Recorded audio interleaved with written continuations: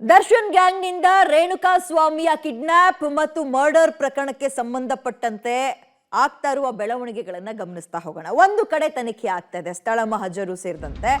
ಮಗದೊಂದು ಕಡೆ ಆತನನ್ನ ಎಷ್ಟು ಭೀಭತ್ಸವಾಗಿ, ಭೀಕರವಾಗಿ, ವಿಕೃತವಾಗಿ ಕೊಲೆ ಮಾಡಿದ್ರು ಅನ್ನುವಂಥದ್ದು ವೈದ್ಯರ ರಿಪೋರ್ಟ್ನಲ್ಲಿ ಗೊತ್ತಾಗ್ತಾ ಇದೆ.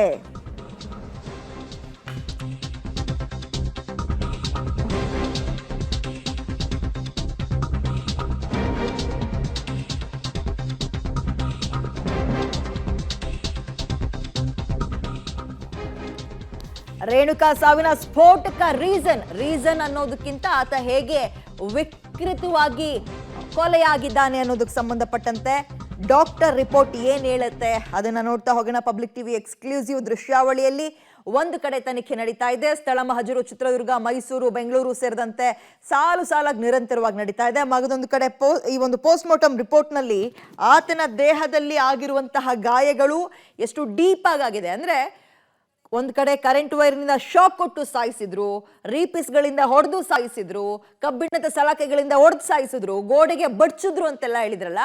ಆದ್ರೆ ಡೀಪ್ ಹೇಗಿದೆ ಅನ್ನೋದನ್ನ ಪೋಸ್ಟ್ ಮಾರ್ಟಮ್ ರಿಪೋರ್ಟ್ ರಿವೀಲ್ ಮಾಡ್ತಾ ಇದೆ.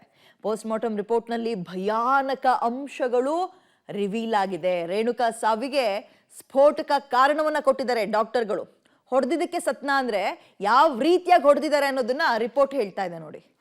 ಆಘಾತ ಮತ್ತು ಮೆದುಳಿನ ತೀವ್ರ ರಕ್ತಸ್ರಾವದಿಂದ ಸಾವನ್ನಪ್ಪಿದ್ದಾನೆ. ಒಂದು ಕಡೆ ಆತ ಭಯ ಬಿದ್ದ್ಬಿಟ್ಟಿದ್ದಾನೆ. ಮತ್ತೆ ಅಷ್ಟು ಜನ ಗೂಳಿಗಳ ತರ, ದಾಂಡಿಗರ ತರ ಸೇರ್ಕೊಂಡು ಹೊಡೆದ್ರೆ ಆಘಾತ ಆಗದೆ ಇರುತ್ತಾ? ಮೆದುಳಿನ ತೀವ್ರ ರಕ್ತಸ್ರಾವದಿಂದ ಸಾವನ್ನಪ್ಪಿದ್ದಾನೆ. ಕೈಗೆ ಸಿಕ್ಕಿದ್ದನ್ನು ತಗೊಂಡು ತಲೆಗೆ ಬಡ್ಚಿದ್ದಾರೆ ಅಂತ ಅರ್ಥ. ಅಲ್ಲಿಗೆ ಮಾರಕಾಸ್ತ್ರಗಳಿಂದ ರೇಣುಕಾ ಸ್ವಾಮಿಗೆ ಮಾರಣಾಂತಿಕ ಹಲ್ಲೆ. ಆತನಿಗೆ ಎಲ್ಲಿ ಪೆಟ್ಟಾಗುತ್ತೆ ಅನ್ನೋದಕ್ಕಿಂತ ಹೆಚ್ಚಾಗಿ ಜೀವ ಹೋಗುತ್ತಾ ಇಲ್ವಾ ಯಾವುದನ್ನು ನೋಡಿಲ್ಲ. ಸಿಕ್ಕಿದ್ದನ್ನು ತಗೊಂಡು ಕುಡ್ದ ಮಂಪರ್ನಲ್ಲಿ, ಅಮಲಿನಲ್ಲಿ ಬಡ್ಚ ಹಾಕ್ಬಿಟ್ಟಿದ್ದಾರೆ ಆತನನ್ನ. ಬಟ್ಟೆ ಶೆಣಿತಾರಲ್ಲ ಆ ರೀತಿಯಾಗಿ ಮಾರಕಾಸ್ತ್ರಗಳಿಂದ ರೇಣುಕಾ ಸ್ವಾಮಿಗೆ ಮಾರಣಾಂತಿಕ ಹಲ್ಲೆ ನಡೆಸಿದ್ದು ಅಲ್ಲದೆ ದೇಹದ ಸುಮಾರು 32 ಕಡೆ ಗಾಯದ ಗುರುತುಗಳಾಗಿದೆ. ಚಿಕ್ಕ ಪುಟ್ಟದಲ್ಲ, ದೊಡ್ಡ ಗಾಯದ ಗುರುತುಗಳೇ ಆಗಿದೆ. ಸುಮಾರು 32 ಕಡೆ. ತಲೆ ಬುರುಡೆಯಲ್ಲೇ 7ಕ್ಕೂ ಹೆಚ್ಚು ಗಾಯದ ಗುರುತಿದ್ಯಂತೆ. ಗಾಡಿಲಿ ಹೋಗ್ತಾ ಬಿದ್ರೇನೆ ಒಂದೊಂದ್ಸಲ ಬ್ಲಡ್ ಕ್ಲಾಟ್ ಆಗಿ ಅಥವಾ ರಕ್ತಸ್ರಾವ ಆಗಿ ನಾವು ಸಾವನ್ನಪ್ತಾರೆ ಕೆಲವರು ಆಕ್ಸಿಡೆಂಟ್ ನಲ್ಲಿ. ಅಂಥದ್ರಲ್ಲಿ ಕೈಗೆ ಸಿಕ್ಕಿದ ಮರದ ದಿಮ್ಮಿ ಅಥವಾ ರೀಪಿಸ್ ತಗೊಂಡು ತಲೆಗೆ ಬಡಿಯೋದು ಅಂದ್ರೆ, ಆತನ ಕೈಕಾಲು ಇಟ್ಕೊಂಡು ಗೋಡೆಗೆ ಬಡ್ಸೋದು ಅಂದ್ರೆ 7 ಕಡೆ ಗಾಯ ಆಗಿರುತ್ತೆ ತಲೆಯಲ್ಲೇ. ಮರ್ಮಾಂಗದಲ್ಲಿ ತೀವ್ರ ರಕ್ತಸ್ರಾವ ಆಗಿರುವಂತಹದ್ರ ಬಗ್ಗೆ ರಿಪೋರ್ಟ್ ಅಂಶವನ್ನ ಒಂದು ಬಯಲು ಮಾಡ್ತಾ ಇದೆ ಅಥವಾ ಮಾಹಿತಿ ಸಿಗ್ತಾ ಇದೆ. ಸೊ ಇಷ್ಟೆಲ್ಲ ಆಗಿ ಆ ಒಂದು ಜೀವ, ಅದರಲ್ಲೂ ಕೂಡ ಬಡಪಾಯಿ ಜೀವ ತಡ್ಕೊಳ್ಳೋಕೆ ಸಾಧ್ಯನಾ? ಎಂಥ ದಾಂಡಿಗರಿಗೆ ಇಷ್ಟು ಹಿಂಸೆ ಕೊಟ್ಟರು ಸಾವನ್ನಪ್ತಾರೆ. ಅದರಲ್ಲೂ ರೇಣುಕಾ ಸ್ವಾಮಿ ಹೆಂಗಿದ್ದಾರೆ ಅನ್ನೋದನ್ನ ನೋಡ್ತಾ ಇದ್ದೀವಿ.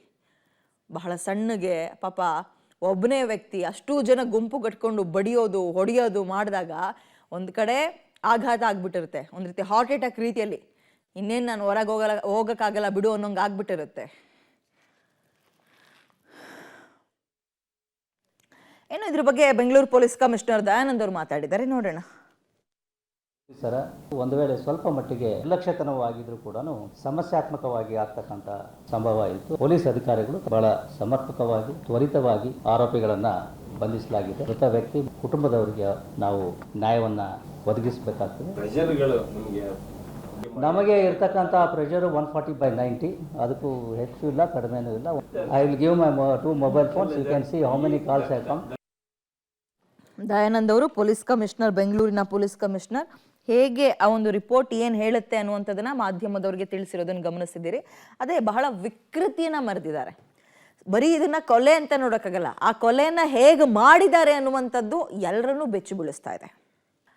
ಈ ಒಂದು ಕಿಡ್ನಾಪ್ ಅಂಡ್ ಮರ್ಡರ್ ಕೇಸ್ನಲ್ಲಿ ದರ್ಶನ್ಗೆ ಕಂಟಕವಾಗೋ ರೀತಿಯಲ್ಲಿ ಈ CCTVಯ ಫುಟೇಜ್ಗಳು ಕಾಣಿಸ್ತಾ ಇದೆ. CCTV ಫುಟೇಜ್ನಲ್ಲಿ ಅಂಥದ್ದು ಏನಿದೆ ಹಾಗಾದ್ರೆ? ಪಟ್ಟಣಗೆರೆ ಶೆಡ್ನಲ್ಲಿ ಮಹಜರಿನ ಸಂದರ್ಭದಲ್ಲಿ ಏನು ಸಿಕ್ತು? CCTV ಕೊಟ್ಟಂತಹ ಆ ಸಾಕ್ಷಿ ಆದ್ರೂ ಏನು? CCTVಯ ದೃಶ್ಯವೇ ಪ್ರಮುಖ ಸಾಕ್ಷಿ ಆಗೋ ಸಾಧ್ಯತೆ ಇದೆ. ಟೆಕ್ನಿಕಲ್ ಎವಿಡೆನ್ಸ್ ಆಗಿ ತಗೊಳ್ತಾರೆ CCTV ದೃಶ್ಯವನ್ನ. ಸೊ ಇದೇ ಪ್ರಮುಖ ಸಾಕ್ಷಿ ಆಗುವಂತಹ ಸಾಧ್ಯತೆ ಇದೆ. ದರ್ಶನ್ಗೆ ಕಂಟಕವಾಗುತ್ತೆ ಆ CCTV. ಹಾಗಾದ್ರೆ ಪಟ್ಟಣಗೆರೆ ಶೆಡ್ನಲ್ಲಿ ಸಿಕ್ಕಂತಹ CCTVಯಲ್ಲಿ ಯಾರೆಲ್ಲ ಬಂದ್ ಹೋಗಿರೋದು, ಏನ್ ಮಾಡಿದ್ದಾರೆ, ಇವೆಲ್ಲವೂ ಕೂಡ ರೆಕಾರ್ಡ್ ಆಗಿದೆ. ದರ್ಶನ್ ಕಾರ್ ಪಾಸ್ ಆಗಿರೋದು, ಬೈಕ್ಗಳು, ಇವ್ರುಗಳೆಲ್ಲ ಓಡಾಡ್ತಾ ಇರುವಂಥದ್ದು, ಇವೆಲ್ಲವೂ ಕೂಡ ಇದೀಗ ಅದನ್ನ ಮುಂದಿಟ್ಕೊಂಡೇ ವಿಚಾರಣೆಯನ್ನ ಮುಂದುವರಿಸ್ತಾರೆ.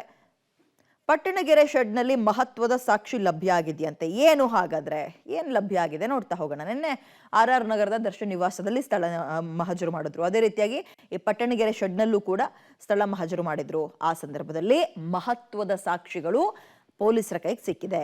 ಏನಪ್ಪಾ ಅದು ಅಂದ್ರೆ ಕೃತ್ಯಕ್ಕೆ ಬಳಸಿದ ಮಾರಕಾಸ್ತ್ರಗಳನ್ನ ಸಿಕ್ಕಿದಾವೆ, ಒಂದು ವಶಕ್ಕೆ ಪಡೆದುಕೊಂಡಿದ್ದಾರೆ. ಏನೆಲ್ಲ ಬಳಸಿದ್ರು ಹಾಗಾದ್ರೆ ಮಾರಕಾಸ್ತ್ರಗಳು? ಜೀವವನ್ನ ತೆಗೆಯುವಂತಹ ವಸ್ತುಗಳನ್ನು ಏನ್ ಬಳಸಿದ್ರು? ಲಾಠಿ, ಅಲ್ಲೇ ಅಕ್ಕಪಕ್ಕದ ಅಪಾರ್ಟ್ಮೆಂಟ್ನಲ್ಲಿ ಒಂದೆರಡು ಮೂರು ಲಾಠಿಗಳನ್ನು ತಗೊಬಂದಿದ್ರಂತೆ. ಈ ಸೆಕ್ಯೂರಿಟಿ ಗಾರ್ಡ್ಗಳ ಹತ್ರ ಇರುತ್ತಲ್ಲ, ಅದನ್ನ ಇಸ್ಕೊ ಬಂದಿದ್ರಂತೆ. ರೀಪೀಸ್ ಪಟ್ಟಿ ಅಂದ್ರೆ ಮರದ ತುಂಡು, ದೊಣ್ಣೆ ಅಂತೀವಲ್ಲ ಅದು, ಲಾಠಿ, ರೀಪೀಸ್ ಪಟ್ಟಿ ಇವೆಲ್ಲವನ್ನ ವಶಕ್ಕೆ ಪಡೆದುಕೊಂಡಿದ್ದಾರೆ. ಮತ್ತು ರಕ್ತದ ಕಲೆಗಳು ಹಾಗೂ ಭೌತಿಕ ಕುರುಹು ಕೂಡ ಪತ್ತೆಯಾಗಿದೆ. ಆ ಥರ ಹೊಡೆದಾಗ ಆತನಿಗೆ ಈಗ ರಕ್ತ ಚಿಮ್ಮುತ್ತೆ, ಅದೆಲ್ಲವೂ ಕೂಡ ಪತ್ತೆಯಾಗಿದೆ. ಇನ್ನು ಘಟನೆ ನಡೆದ ಸ್ಥಳದಲ್ಲಿ CCTV ಇದೆಯಂತೆ. ಇದು ಬಹಳ ಪ್ರಾಮುಖ್ಯತೆಯನ್ನು ಪಡೆದುಕೊಳ್ಳುತ್ತೆ. ಇನ್ನೊಂದು ಕುತೂಹಲ ಮೂಡಿಸ್ತಾ ಇರುವಂಥದ್ದು, ಇವ್ರು ಹೊಡೆದಾಡುವಾಗ, ಅಥವಾ ಇವರು ಹೊಡೆದಾಡುವಾಗ ಅಲ್ಲ, ಹೊಡೆದಿರೋದು ಬರೀ ಆ ಕಡೆಯಿಂದ ವಾಪಸ್ ಏನು ರಿಯಾಕ್ಟ್ ಆಗಿಲ್ಲ ಬಿಡಿ, ರಿಯಾಕ್ಷನ್ ಬಂದಿಲ್ಲ, ಅವೆಲ್ಲವೂ ಕೂಡ ರೆಕಾರ್ಡ್ ಆಗಿರೋದು ಸಿಕ್ಕಿದೆಯಾ ಅಧಿಕಾರಿಗಳಿಗೆ? ಇದು ಕುತೂಹಲ ಮೂಡಿಸ್ತದೆ. ಅಲ್ಲಿಗೆ ಸಿಕ್ಕಿದ್ರೆ ಮಾತ್ರ ದರ್ಶನ್ ಅವರು ಸಂಪೂರ್ಣವಾಗಿ ಲಾಕ್ ಆಗಿ ಹೋಗ್ಬಿಡ್ತಾರೆ. CCTV ದೃಶ್ಯ ಕೇಸ್ನಲ್ಲಿ ಪ್ರಮುಖ ಸಾಕ್ಷಿಯಾಗುವಂತಹ ಸಾಧ್ಯತೆ ಇದೆ.